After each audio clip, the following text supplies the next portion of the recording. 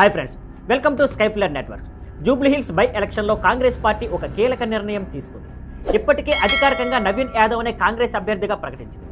ఈ నిర్ణయం తెలంగాణ ముఖ్యమంత్రి రేవంత్ రెడ్డి నేతృత్వంలో జరిగిన వర్చువల్ సమావేశంలో తీసుకోబడింది.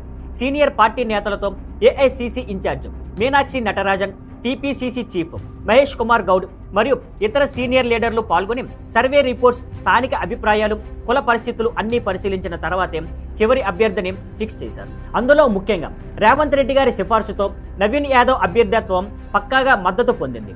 ఇక మరో సీనియర్ నాయకుడు బొంతు రామ్మోహన్ తన అభ్యర్థిత్వాన్ని వెనక్కి తీసుకొని నవీన్ యాదవ్ విజయానికి పూర్తిగా మద్దతు ఇస్తున్నట్లు తెలిపారు. ఇప్పుడు నవీన్ యాదవ్ నేతృత్వంలో కాంగ్రెస్ పార్టీ జూబ్లీ హిల్స్ యుద్ధస్థాయి ప్రచారాన్ని ప్రారంభించింది. ఎవరు విజయం సాధిస్తారు, ఈ బై ఎలక్షన్ ఎలాంటి మలుపులు తిరుగుతుందో చూడాల్సిందే. మరిన్ని వివరాలు తెలుసుకోవాలంటే మా ఛానల్ ఫాలో అవ్వండి. See you on Skyfler networks. Thank you for watching. Please like, share and subscribe.